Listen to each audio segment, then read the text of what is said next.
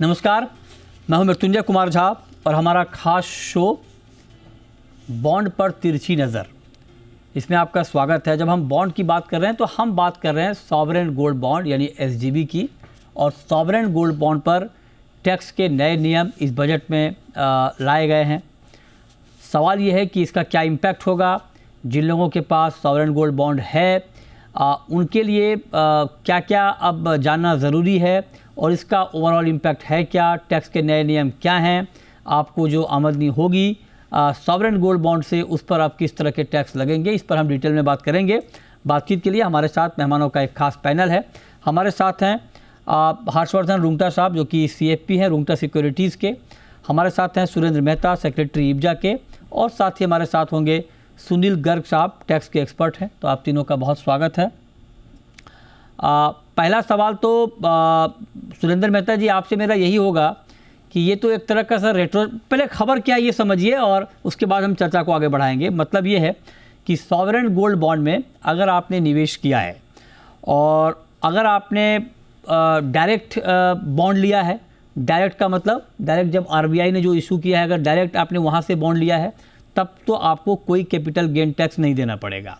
लेकिन अगर आपने सेकेंडरी मार्केट से लिया है, सेकेंडरी RBI से नहीं लिया है, सेकेंडरी मार्केट से लिया है, तब जो आपकी इनकम है उस पर आपको कैपिटल गेन टैक्स देना पड़ेगा। हालांकि जब ये बॉन्ड लाया गया था तब इस तरह का प्रावधान नहीं था, तब तो कैपिटल गेन टैक्स में छूट की बात थी, लेकिन इस बजट में इस बात को रखा गया है। तो मेहता जी बताएं, यही है जो मैंने बताया, खबर यही है सर गोल्ड बॉन्ड को लेकर? जी बिल्कुल मृत्युंजय जी, देखिए totally reserve bank of India ने अब तक 146 टन के गोल्ड बॉन्ड इश्यू की। उसमें से लगभग 23 टन के गोल्ड बॉन्ड मैच्योर हो गए और लोगों ने कई बार प्री मैच्योरिटी में पैसा लिया और कई बार मैच्योरिटी पर पैसा लिया। अभी भी 123 टन के जो बॉन्ड है वो अभी भी बाकी है और उसका जो एवरेज प्राइस आता है वो लगभग 45,000 50,000 के आसपास आता है उन बॉन्ड का प्राइस। अब आज सरकार को, यदि सरकार आज ही सबको चुका दे तो सरकार को 1 किलो पर लगभग 1 लाख रुपए के आसपास का नुकसान है। मतलब 1,23,000 करोड़ रुपए का टोटल बॉन्ड पर सरकार को नुकसान है। अच्छा, इसके अंदर दिक्कत ये थी कि टैक्स ऑफिसर इसमें अलग अलग इंटरप्रिटेशन ले रहे थे। कोई टैक्स ऑफ, क्योंकि पहले ये क्लैरिटी नहीं थी कि लोग मैच्योरिटी पे सीधा टैक्स बेनिफिट ले रहे थे, तो कई ऑफिसरों को ये समझ में नहीं आ रहा था कि अब ये वाकई में ये एग्जेम्पशन के लिए एलिजिबल है कि नहीं है। तो एक तरह से मैं ये कहूंगा कि सरकार ने इसका एक क्लैरिफिकेशन इश्यू किया है कि यदि आपके पास में ओरिजिनल बॉन्ड थे, आपने ओरिजिनली ये बॉन्ड RBI से लिए थे और आप मैच्योरिटी तक होल्ड करते हैं तो ही आपको कैपिटल गेन एग्जेम्पशन का बेनिफिट मिलेगा, वरना नहीं मिलेगा। अच्छा। इसमें और भी बहुत सारे मसले हैं। हाँ। मैं उन मसलों पर थोड़ा बाद में आता हूँ। ठीक बात है। चलिए, अब सुनील गर्ग साहब भी हमारे साथ हैं, टैक्स के एक्सपर्ट हैं। सर बहुत स्वागत है आपका जी बिजनेस पर। आप जरा समझाइए सर, सॉवरेन गोल्ड बॉन्ड पर टैक्स के पहले क्या नियम थे और इस बजट में क्या नया ऐलान किया गया, ये जरा हमारे ऑडियंस को पहले समझाइए सर। सरकार की तिरछी नजर आखिर इन पर पड़ी गई। यही नाम भी दिया है हमने सर। मैं अच्छा, मैंने देखा नहीं था। देखिए, मैं हमेशा से इस स्कीम का बहुत बड़ा फैन रहा हूँ और बेटियों के लिए बड़ी अच्छी स्कीम थी ये, जिसमें सरकार ने ये कहा था कि आप सॉवरेन गोल्ड बॉन्ड आप खरीद लीजिए तो गोल्ड के बदले आपको गोल्ड वापस मिल जाएगा, यानी गोल्ड के बढ़ते हुए प्राइसेस के साथ में आपको कोई दिक्कत नहीं है। और टैक्स के नियम को लेके सरकार ने क्या कहा था, इसमें सरकार ने स्पेशल छूट दी थी। सेक्शन 47 है इनकम टैक्स एक्ट में, सेक्शन 47(7)(c) सीरीज में, उसमें कहा था कि आप जब इसकी रिडम्पशन करेंगे तो आपको कोई टैक्स नहीं लगेगा, कैपिटल गेन टैक्स नहीं लगेगा रिडम्पशन के ऊपर। अच्छा। अब और साथ में पता होगा सोवरेन गोल्ड बॉन्ड पर ब्याज भी मिला करता था 2.5% का, तो ब्याज तो नॉर्मल वे में टैक्सेबल था। अब क्या लोग करते क्या थे, लोग ये करते थे कि क्योंकि ये ट्रेडेड बॉन्ड है तो इसको खरीद लिया करते थे और बाद में जब रिडम्पशन होता था तो टैक्स फ्री आपको इनकम आ गई है। अच्छा। लेकिन सरकार ने अब ये कह दिया है, हाँ मतलब मैंने ओरिजिनल परचेज नहीं किया, मैंने मान लो 2019 में ओरिजिनल परचेज किया क्योंकि इसकी होल्डिंग 8 साल की है। हाँ। तो मेरा 2027 में मैच्योर होगा। अगर हाँ। मैं 2019 अब मैंने क्या किया, 2025 में खरीद लिया मार्केट से। हाँ। और उसको मैंने होल्ड किया 2 साल तक, उसको बेच दिया, तो मेरे को short long term capital gain हो गया 12.5% का। ओके। जब मैच्योरिटी मतलब मैंने मैच्योर करवा लिया, यानी मैंने अगर 17 का बॉन्ड परचेज कर लिया हाँ। तो 2025 में मेरा मैच्योर हो जाएगा। अच्छा। और 2023 में मैंने परचेज किया तो 12.5% टैक्स देके मैं बाहर निकल जाऊंगा। तो सरकार ने एक छोटा सा परिवर्तन किया उस सेक्शन में, 47 जो पुराना सेक्शन हुआ करता था, हाँ नया सेक्शन उसका 69 हो गया है। हाँ और ये कहा है कि उनको ये बेनिफिट मिलेगा रिडम्पशन का अगर आप ओरिजिनल होल्डर हैं। जब आपने ओरिजिनल खरीदी थी, मान लो हमने सीरीज 1 में खरीदा था, सीरीज 2 में खरीदा था, जो भी अब 8 साल के मैच्योरिटी में आ रहे हैं, तो आपको टैक्स नहीं लगेगा। अगर आप सेकंड होल्डर हैं, यानी आपने मार्केट से परचेज किया, तो फिर आपको उस पर कैपिटल गेन टैक्स देना पड़ेगा। अब चूंकि सेक्शन 40 से हमने उसको बाहर कर दिया है, तो अब उसको टैक्स लग जाएगा। अच्छा, नहीं ये बढ़िया आपने समझाया सर। मैं थोड़ा और क्लैरिटी चाहता हूँ इसमें।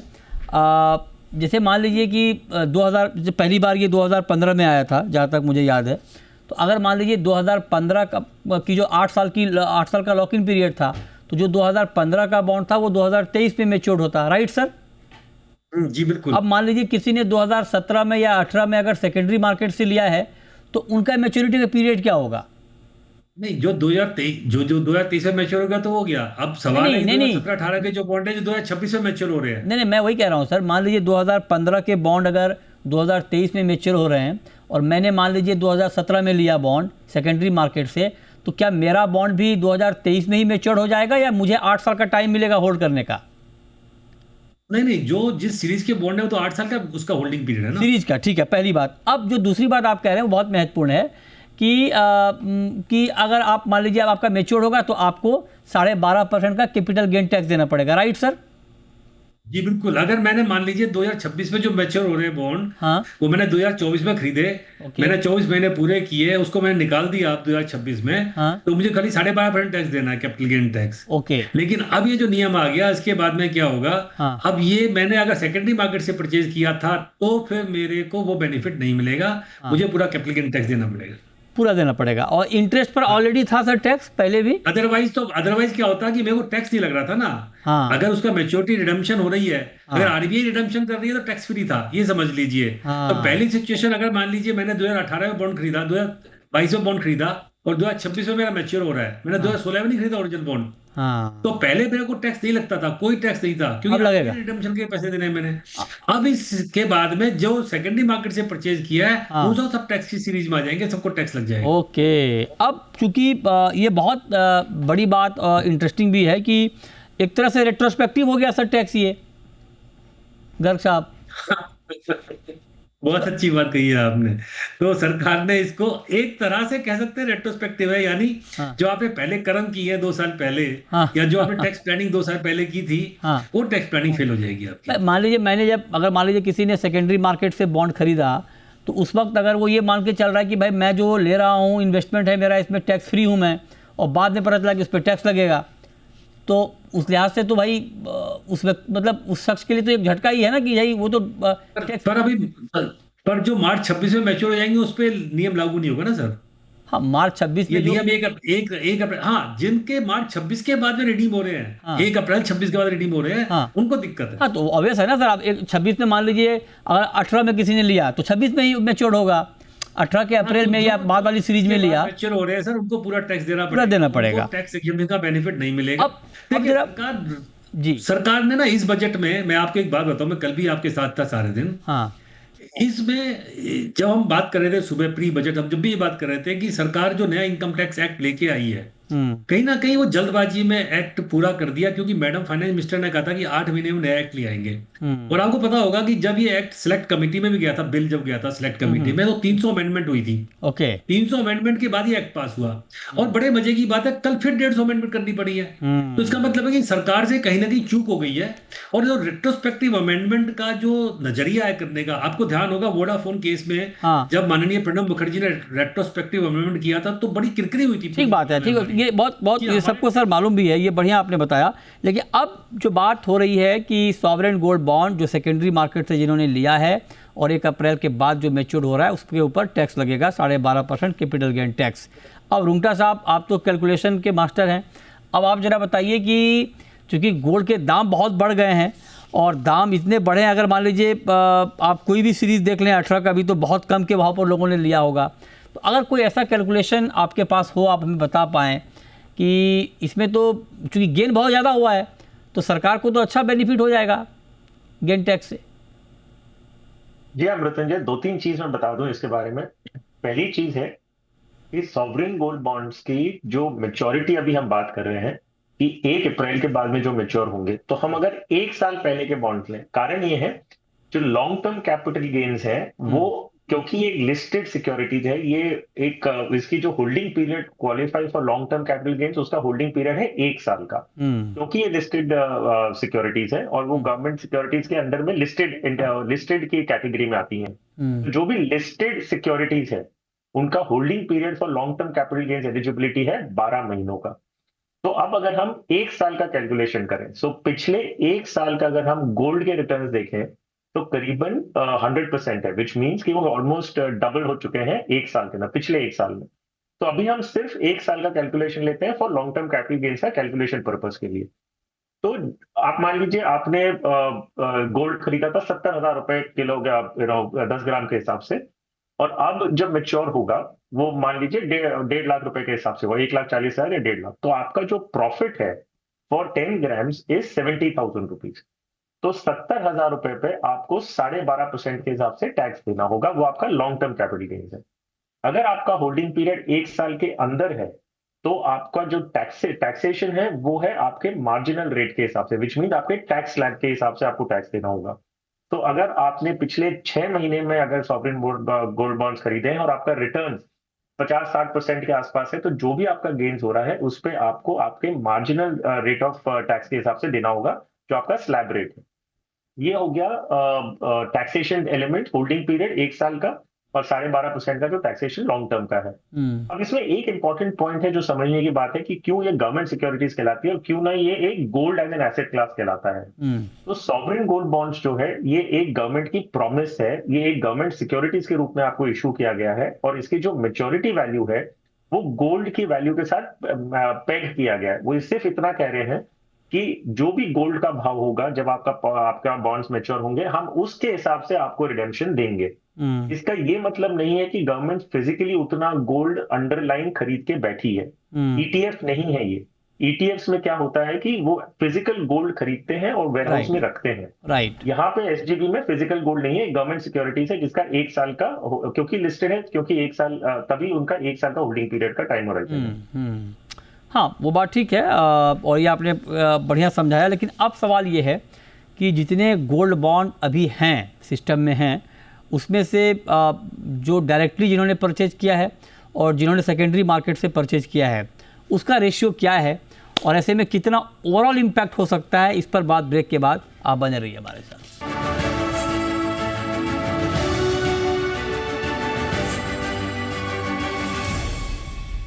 अब मेहता जी, अगर आप ये बता पाएँ सर कि अभी जैसे अभी आप बता रहे थे कैलकुलेशन, कितना बॉन्ड है अभी एग्जिस्टिंग बॉन्ड जिसको मैच्योर होना है, और उसमें सेकेंडरी मार्केट और प्राइमरी मार्केट का रेशियो क्या होगा सर? सर बहुत बड़ा रेशियो नहीं है। सेकेंडरी मार्केट में ये बॉन्ड कभी भी ज्यादा लिक्विड नहीं थे। मुश्किल से मुझे लगता है 6-8% बॉन्ड ही सेकेंडरी मार्केट के थ्रू गए होंगे। देखिए, ये सिर्फ सेकेंडरी मार्केट का मुद्दा नहीं है। मैं आपको 2 और ऐसी स्थिति बताता हूं जहां पर गोल्ड बॉन्ड बिना सेकेंडरी मार्केट के भी दूसरे होल्डर के पास जा सकते हैं। अच्छा। पहला केस गिफ्ट केस। यदि किसी, मान लीजिए मैंने बॉन्ड खरीदे थे 2023 में और अब मैं उसको गिफ्ट कर दूं, तो क्या जिसको मैच्योरिटी होगी उसको टैक्स बेनिफिट मिलेगा कैपिटल गेन का या नहीं, इसके ऊपर कोई क्लैरिटी नहीं। अच्छा, ये आपने बढ़िया बताया। अच्छा कि आपने पूछ लिया है सुनील गर्ग साहब। दूसरा एक और मुद्दा है कि बहुत बार इनहेरिटेंस में, मतलब आपके समझो किसी की डेथ हो गई है और उनके जरिए आपके पास में वारिस के रूप में आपके पास में बॉन्ड आ रहा है, तो क्या उसमें कैपिटल गेन का बेनिफिट मिलेगा कि नहीं? अच्छा, ये दोनों बढ़िया सवाल। पहली बार एक्ट में ऐसा शब्द का इस्तेमाल किया गया है कि आप ओरिजिनल होल्डर होने चाहिए। अब गिफ्ट में तो हम ओरिजिनल होल्डर नहीं है, न ही हम इनहेरिटेंस में ओरिजिनल होल्डर है, तो इन दोनों केस में क्या होगा? ये बढ़िया, ये अच्छा आपने एंकर वाला काम कर दिया सर। 2 सवाल आपने मेरी तरफ से पूछ लिए हैं गर्ग साहब से। बताइए सर, ये बड़ा इंपॉर्टेंट बात है। अगर मान लीजिए किसी को गिफ्ट में मिला है गोल्ड बॉन्ड, तो वहाँ पर क्या नियम होंगे टैक्सेशन के? और जो इनहेरिटेंस की बात अभी मेहता जी कर रहे थे, इन दोनों सिनारियों में क्या नियम है सर? नेट टैक्स के क्या नियम होंगे? आपने सरकार की दुखती रग पे हाथ रख दिया है सर। इस पे इंटरप्रिटेशन के बहुत कड़े नियम है। आपको पता होगा हमारे एक सेक्शन 49 है, और एक बड़ा फेमस टीचर है Manjula B Shah, Bombay high court, honourable Bombay high court ने कहा था कि अगर कोई भी असेट्स गिफ्ट से, इनहेरिटेंस से आपके पास में आती है, तो उसका होल्डिंग पीरियड भी और उसकी ओरिजिनल जो कॉस्ट है उसी की मानी जाएगी जहां पे वो उससे आई थी वो। और आपको पता होगा इनकम टैक्स एक्ट में नियम ये है कि अगर आपको कोई भी असेट गिफ्ट से आए, विल से आए, इनहेरिटेंस से आए, तीनों सिचुएशन में अगर कोई असेट आती है तो उसको ट्रांसफर नहीं माना जाता है, तो उसमें कॉस्ट होल्डिंग पीरियड उसी का लगता है जो ओरिजिनल होल्डर था। अच्छा। अब सवाल इसमें क्या है कि जो शब्द का इस्तेमाल किया है वो मैं देख के थोड़ा हैरान भी था। ये बिल्कुल सही कहा मेहता जी ने कि शब्द था original holder, but in case of the death, in case of the inheritance, then who is the original holder? तो इसको बहुत सारे कोर्ट से इंटरप्रिटेशन किया है कि इन तीनों सिचुएशंस में, क्योंकि दोनों सेक्शन कॉन्ट्राडिक्टरी हो गए, अब दोनों ही सेक्शन 47 का पार्ट है। 47(1) का पार्ट था, वो 47(7)(c) का पार्ट था। तो अब जो इंटरप्रिटेशन आएगी वो ये आएगी कि अगर आपको गिफ्ट से आता है, आपको डेथ पे आता है, यानी आपको इनहेरिटेंस में आता है, या विल के थ्रू आता है। विल में आपको पता होगा कि विल में जरूरी है कि आपके फादर से ही आए, हो सकता है आपको थर्ड, मतलब आपके चाचा से, मामा से, या दोस्त से भी आ सकता है विल में। तो उन तीनों सिचुएशन में मेरा मानना है वो ये है कि आपको इसका बेनिफिट मिलेगा, जो कि टैक्स का बेनिफिट आपको मिलेगा। अच्छा, एक बात और सर, मान लीजिए कि किसी ने कुछ बॉन्ड प्राइमरी मार्केट से लिए, कुछ सेकेंडरी मार्केट से लिए, तो दोनों बार अलग अलग एक टैक्स फ्री और एक टैक्स के दायरे में, यही होगा? हाँ, बिल्कुल बिल्कुल, वो तो आपको बॉन्ड टू बॉन्ड वो करना है। आपका एक सवाल ये हो सकता है कि मान लीजिए आपके दोस्त ने शादी में आपको गोल्ड बॉन्ड गिफ्ट कर दिया, तो क्या होगा? अच्छा, ओके, या आपको आपके दोस्त ने गिफ्ट कर दिया, आपके रिलेशन से नहीं आए, ठीक बात है। तो उस सिचुएशन में एक सेक्शन पहले 56(2)(10) हुआ करता था, उसमें कहा था कि अगर आपको शादी में गिफ्ट मिलता है तो टैक्स से एग्जेम्प्ट है। ओके, अगर आपको वैसे मिलता है या आपके कजिन से मिलता है तो वो टैक्सेबल है, तो उसकी टैक्स वहां पे आप दे चुके होंगे। तो तीनों चार सिचुएशन में फिर सरकार से क्लैरिफिकेशन की बहुत सख्त जरूरत होगी, ठीक है। क्योंकि जैसे मेहता जी ने बताया कि जो शब्द इस्तेमाल किया ओरिजिनल शेयर होल्डर, हाँ। वो क्या आपस में ओवरराइड करेगा कि नहीं करेगा, ये अच्छा इसको ये लेके सर, अभी देख हाँ, ये इस पैनल की खूबसूरती ये है कि आप सब लोग अपने अपने डोमेन के एक्सपर्ट हैं, और मेहता जी बुलियन के एक्सपर्ट हैं, लेकिन साथ साथ सीए भी हैं वो, तो वो सीए वाले दिमाग से वो ढूंढ निकालते हैं कि कहाँ पे मामला फंसता हुआ दिख रहा है, इसीलिए तभी तो उन्होंने इतना इंटेलिजेंट सवाल था। हाँ, ठीक बात है।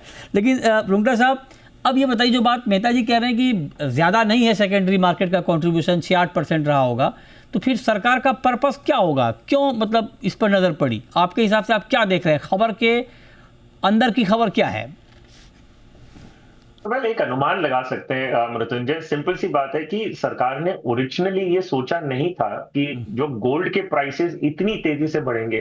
मकसद क्या था सॉवरेन गोल्ड बॉन्ड्स का इंट्रोड्यूस करने का?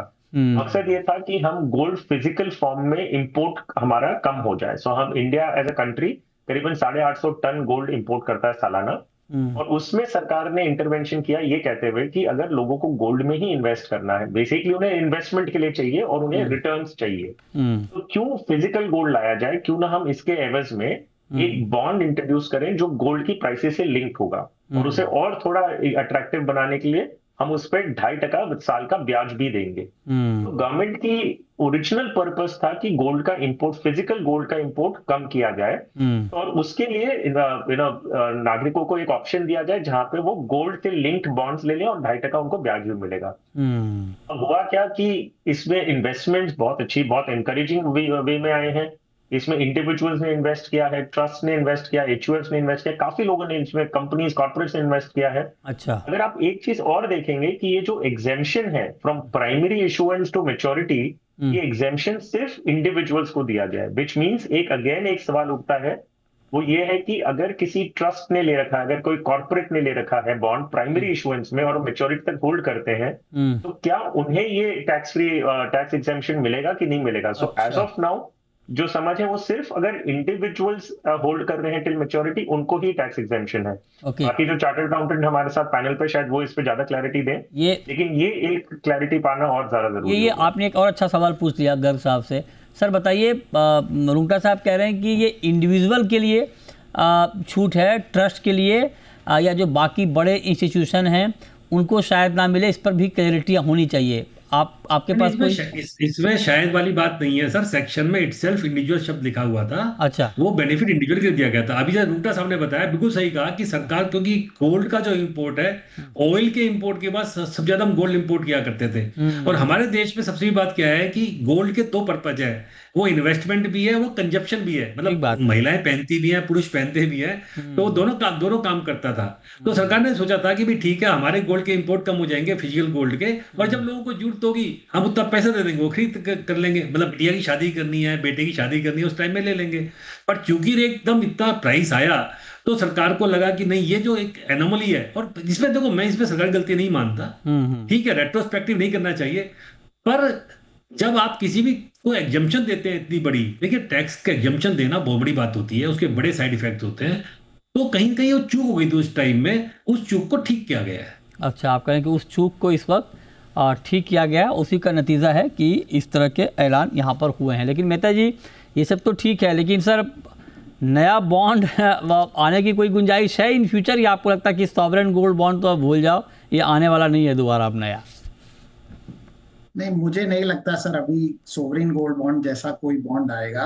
मैं आपके माध्यम से एक और, इसके अंदर एक और, जैसे गिफ्ट का और इनहेरिटेंस का प्रॉब्लम था, वैसे एक और प्रॉब्लम है। वो भी मैंने जब बारीकी से पढ़ा तो मुझे लगा, देखिए बॉन्ड दो तरीके से मैच्योर होते हैं, एक प्री मैच्योरिटी होती है और एक मैच्योर होते हैं। मैच्योर के लिए 8 साल का समय, प्री मैच्योरिटी के लिए 5 साल का समय। तो क्या ये एग्जेम्पशन प्री मैच्योरिटी पे भी मिलेगा? ये देखिए, गूगली पे गूगली, कमाल है मेहता जी, आज तो आप गूगली पे गूगली ला रहे हैं कि जो 2 मैच्योरिटी थी कि भाई 5 साल और 8 साल, ये था ना सर मेहता जी? 5 साल वाले को प्री मैच्योरिटी कहते हैं। तो सर अभी हाँ, जो अभी सेक्शन में लिखा है, हाँ, जो नया क्लैरिफिकेशन आया है, उसमें सिर्फ वर्ड मैच्योरिटी यूज किया। तो सर क्या गर्ग साहब क्या माने सर, इसको 5 साल वाले पे मिलेगी छूट या उस पर भी टैक्स? नहीं, सरकार ने ऐसा कोई डिफरेंशिएट नहीं किया था कि 5 साल की मैच्योरिटी या 8 साल की मैच्योरिटी पे, रिडम्पशन पे, इस पे अच्छा। टैक्स का जहां तक सेक्शन था उसमें ऐसी कोई बात नहीं थी। और बजे की बात है, अब भी ऐसा कुछ नहीं लिखा है, तो उसको लेके अभी एक कंफ्यूजन बना रहेगा। सरकार से क्लैरिफिकेशन का इंतजार तो रहेगा इसमें कि क्या मतलब। अच्छा, लेकिन जहां तक सरकार का मतलब है, जहां तक उसकी इंटेंशन का मतलब है, वो कंप्लीट 8 साल की होल्डिंग के बाद ही वो टैक्स फ्री करने की उनका इरादा है। राइट। क्विकली रुंगटा साहब, अब मान लीजिए 12.5% तो टैक्स लग जाएगा जिन्होंने सेकेंडरी मार्केट से लिया है। अब इस 12.5% का जुगाड़ मार्केट से कैसे किया जाए? कोई तरीका बताइए, आप तो एक्सपर्ट हैं, कहीं कुछ ऐसा इन्वेस्टमेंट बताइए कि टैक्स का पैसा निकल जाए जो जिनको देना पड़ेगा। हाँ, वेल मृत्युंजय, एक तो आई थिंक अगर आपको एक्सेप्शनल प्रॉफिट हो रहा है और आप इंडिविजुअल हैं, तो और आप अगर प्राइमरी होल्डिंग है और आप पूरे 8 साल तक होल्ड कर रहे हैं, सो गर्ग साहब के साथ मैं थोड़ा वाकिफ रखूंगा इस बात पे कि गवर्नमेंट का जो इंटेंशन है वो ये है कि आप ओरिजिनल सब्सक्राइबर हो और पूरे 8 साल तक होल्ड करें। तो मेरी समझ इतनी है कि प्री मैच्योर रिडेम्पशन जो अगर 5 साल के बाद में हर 6 महीने से होता है, उसमें ये एग्जेम्पशन लागू नहीं होगा, ये मेरी समझ है। हालांकि इसकी और क्लैरिफिकेशन अगर बाद में मिले तो will be happy to no.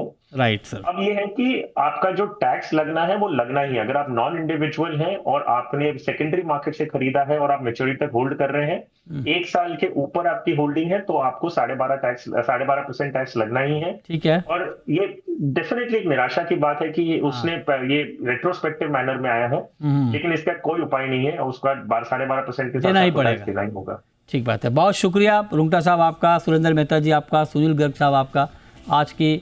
Ji sir, कुछ कहना चाह रहे हैं गर्ग साहब, आप कुछ ऐड करना चाह रहे हैं? मैं इसमें एक छोटा सा जोड़ देता हूँ। आपने टैक्स का तरीका पूछा, तो मैं बता देता हूँ आपको, बड़ा आसान तरीका है साहब। लॉस हार्वेस्टिंग कर लीजिए। आपको अगर शेयर मार्केट में कोई भी गेन है, शॉर्ट टर्म हो लॉन्ग टर्म हो, और आपको जान के बड़ी खुशी होगी कि आप शॉर्ट टर्म लॉस सब में एडजस्ट होता है, लॉन्ग टर्म कैपिटल गेन से भी एडजस्ट होता है, शॉर्ट टर्म से होता है। तो अगर ऐसी कोई सिक्योरिटीज है जहां पे आपको लॉस है, आप लॉस बुक कर लीजिए, उसको दोबारा उसी दिन खरीद लीजिए। अच्छा, जैसे आप लॉस बुक करेंगे, शॉर्ट टर्म लॉस, आपको long term capital gain, short term capital gain, सब पे टैक्स से बिल्कुल माफी हो जाएगी। ये लॉस हार्वेस्टिंग है।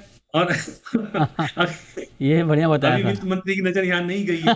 ये टैक्स प्लानिंग का टूल है, आप कर सकते हैं। और सरकार कहती है आप टैक्स इवेजन ना करो, टैक्स अवॉइडेंस ना करो, टैक्स प्लानिंग है तो आप कर सकते हैं। टैक्स प्लानिंग तो कर सकते हैं, बढ़िया बता दिया। टाइम है, जो भी लॉस मेकिंग शेयर है उनको बुक कर लीजिए और रीपरचेज कर लीजिए। ये अच्छा बताया सर, आपने बहुत बढ़िया बताया। बहुत शुक्रिया गर्ग साहब आपका, रुंगटा जी आपका, सुरेंद्र मेहता जी आपका, आज की इस खास चर्चा में जुड़ने के लिए। छोटा सा ब्रेक, ब्रेक के बाद भी खबरें जारी हैं। नमस्कार।